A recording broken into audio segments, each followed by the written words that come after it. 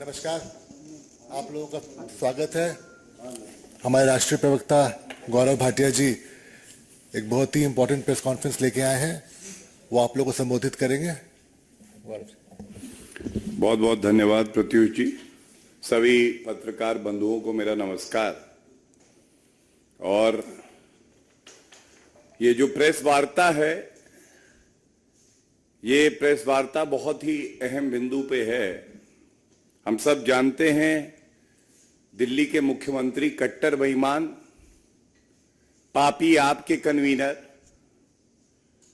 जिनको अगर पहले हम कहते थे कि कट्टर बेईमान और निकम्मे हैं, निठल्ले हैं, तो कल सर्वोच्च न्यायालय की कुछ टिप्पणियां आई हैं और इस प्रेस वार्ता में अगर ये कहा जाए कि अरविंद केजरीवाल केवल कट्टर बेईमान, निकम्मे और निठल्ले नहीं, बल्कि जनता विरोधी भी हैं और धोखेबाज भी हैं। मैं ये आपके समक्ष रखना चाहूंगा। Regional rapid transport system RRTS का शॉर्ट फॉर्म है। दिल्ली से मेरठ तक एक कॉरिडोर बन रहा है जो 82 किलोमीटर का है और आम जनता दिल्ली और उत्तर प्रदेश की 60 मिनट में दिल्ली से मेरठ तक पहुंच जाएगी। हम सब ने देखा, अभी कुछ ही दिन पहले की बात है, आदरणीय प्रधानमंत्री नरेंद्र मोदी जी ने जो 17 किलोमीटर का पहला फेज था उसका इनॉग्रेशन भी किया। और ये आंकड़े बड़े अहम हैं। कुल लागत इस प्रोजेक्ट की 31,632 करोड़ है, जिसमें अभी तक केंद्र सरकार को 5,867 करोड़ रुपया देना था। ये योगदान केंद्र सरकार का था और ये पूरा दे दिया गया। उत्तर प्रदेश सरकार को 5,828 करोड़ देना था, यह भी पूरा दे दिया गया। दिल्ली सरकार, अरविंद केजरीवाल निकम्मे और निठल्ले ऐसे ही नहीं कहलाते, इनको 1138 करोड़ रुपया देना था। इन्होंने अपना भुगतान अभी तक नहीं किया और कल सर्वोच्च न्यायालय ने जो टिप्पणियां करी हैं, यह हर नागरिक के लिए चिंता की बात है। यह दिखाता है कि अरविंद केजरीवाल अपने शराब कारोबारियों से, जो उनके मित्र हैं, उनके लिए 144 करोड़ रुपए माफ किए, हजारों करोड़ का शराब घोटाला कर सकते हैं। शीश महल घोटाला करके अपने लिए 50 करोड़ रुपए जनता के इस्तेमाल कर सकते हैं। 1150 करोड़ रुपए, यह आंकड़ा जो सर्वोच्च न्यायालय ने अपनी टिप्पणी में कहा है,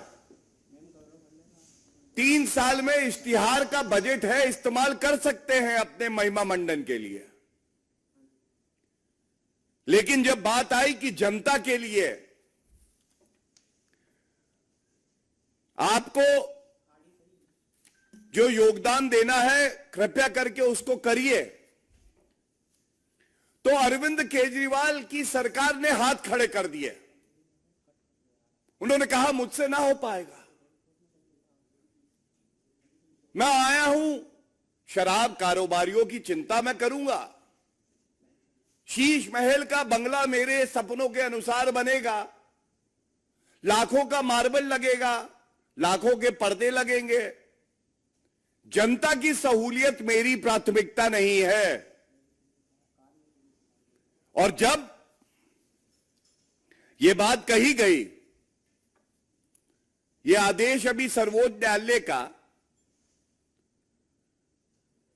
आया नहीं है, लेकिन जो टिप्पणियां की गई न्यायालय में, बड़ी जिम्मेदारी से आपके समक्ष वो मैं रख देता हूं। सर्वोच्च न्यायालय ने अरविंद केजरीवाल की सरकार से बिल्कुल स्पष्टता से सवाल किया। एक आम जनता के लिए जो प्रोजेक्ट है, नेशनल इंपॉर्टेंस का जो प्रोजेक्ट है, इसके लिए आपकी सरकार के पास रुपया नहीं है। उसके बाद सर्वोच्च न्यायालय ने बड़ी स्पष्टता से कहा, और यह टिप्पणी मैं कोट कर रहा हूं, the advertising fund for the last 3 years had been called for, it was 1100 crores for the last 3 years and 550 crores for this year. यह टिप्पणी करने के बाद, क्योंकि दिल्ली की बेईमान सरकार, घमंडी सरकार योगदान देने के लिए तैयार नहीं थी, तो जो सर्वोच्च न्यायालय ने आदेश किया वो आपके समक्ष रखना अति आवश्यक है।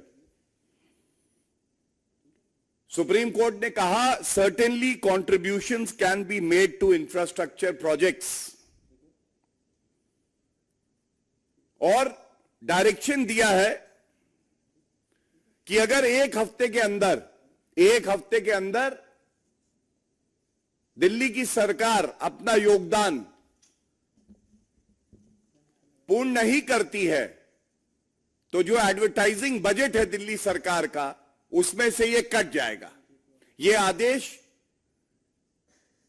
1 सप्ताह के लिए अबेंस में है और यह लागू 1 सप्ताह बाद होगा। अब जब यह बात हमने उठाई है, मैं आपको एक और जानकारी दे दूं। यह पहला आदेश नहीं है सर्वोच्च न्यायालय का, इससे पहले 4 आदेश और हैं। 6 मार्च 2019, 3 जुलाई 2023, 21 अप्रैल 2023, 24 जुलाई 2023। और धोखेबाज क्यों कहा अरविंद केजरीवाल को? संवैधानिक व्यवस्था को कोई तार तार कर दे, उस व्यक्ति का नाम अरविंद केजरीवाल है। मैं वो सारे आदेश अपने समक्ष लाया हूं, लेकिन मैं 24 जुलाई का जो आदेश है वो आपके समक्ष जरूर पढ़ूंगा। मेरे हाथ में सुप्रीम कोर्ट का वो ऑर्डर है। धोखेबाज अरविंद केजरीवाल क्यों? जनता के हित की सुध नहीं लेंगे। सर्वोच्च न्यायालय में हलफनामा दिया जाएगा और सर्वोच्च न्यायालय में भी धोखा कर दिया।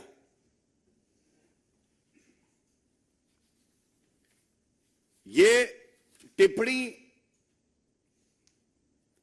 अति आवश्यक है, मैं पढ़ देता हूं। सर्वोच्च न्यायालय ने कहा है, we accept the statement and the state government will remain bound by it while making the budgetary provision. क्योंकि न्यायालय में यह अंडरटेकिंग दी गई दिल्ली सरकार के वकील द्वारा कि यह बजटरी एलोकेशन होगा और इसे 2 महीने के अंदर करना है, यह भी इस आदेश में आया। जुलाई का ऑर्डर था, जुलाई, अगस्त, सितंबर, अक्टूबर, नवंबर आ गया, 2 महीने पूरे हो गए। सर्वोच्च न्यायालय ने भी कड़ी फटकार लगाई और अब ऑर्डर पारित कर दिया है कि 1 सप्ताह में अगर आपने ये फंड्स आरआरटीएस के लिए मुहैया नहीं करवाए तो आपके एडवर्टाइजिंग बजट से ये रुपया कट जाएगा। ये तो मैंने आपको तथ्यों पे बात रखी। इस मंच से हम जनता की आवाज बन के ये प्रश्न उठाते हैं और आज भी पुनः कहेंगे, अरविंद केजरीवाल जी, दिल्ली की जनता देख रही है, आपको जनता के हित की कोई चिंता नहीं है। और इससे पहले भी मैंने कहा है, आज मैं पुनः दोहराऊंगा, अरविंद केजरीवाल की चुनरी में दाग लगते ही जा रहे हैं। अरविंद केजरीवाल स्वयं आज जान गए हैं कि घोटाला ही उनका पर्याय है। अरविंद घोटाला केजरीवाल कहें तो गलत नहीं होगा। और कहना गलत नहीं होगा, लागा चुनरी में दाग मैं छुपाऊं कैसे, जनता के बीच में मैं जाऊं कैसे। अगर हिम्मत है अरविंद केजरीवाल जी, तो दिल्ली की जनता को और देश की जनता को यह जानने का हक है 1150 करोड़ रुपए एडवर्टाइजिंग के अपने महिमा मंडन के लिए आप खर्च कर सकते हैं, शराब कारोबारियों के 144 करोड़ रुपए माफ कर सकते हैं, हजारों करोड़ का घोटाला कर सकते हैं, तो फिर ये 1000 करोड़ के आसपास जो योगदान दिल्ली सरकार को देना था, जब केंद्र सरकार ने आपसे 5 गुना ज्यादा, उत्तर प्रदेश सरकार ने आपसे 5 गुना ज्यादा योगदान दे दिया, तो आप क्यों हाथ खींच रहे हैं, मना कर रहे हैं? ये सवाल बड़ा वाजिब है। चुनौती मैंने दे दी, अरविंद केजरीवाल जी बाहर निकल के आएंगे नहीं, कट्टर बेईमान है। और साथ में एक बात मैं और कह दूं, ये चेतावनी भी इस मंच से देते हैं अरविंद केजरीवाल जी आपको कि आप सुधर जाइए। अगर आप सुधरे नहीं तो जनता आपको ऐसा सबक सिखाएगी कि मुख्यमंत्री बनना तो दूर, आप एमएलए भी नहीं बन पाएंगे। ये सारी बातें जो मैंने आपके समक्ष में रखी, सिर्फ इतना ही कहूंगा कि एक धोखेबाज मुख्यमंत्री जो संविधान को तार तार कर रहा है, जो सिस्टम को साफ करने आया था, आज स्वयं सबसे मैला हो गया है, और यह बड़ा चिंताजनक है। बहुत बहुत धन्यवाद।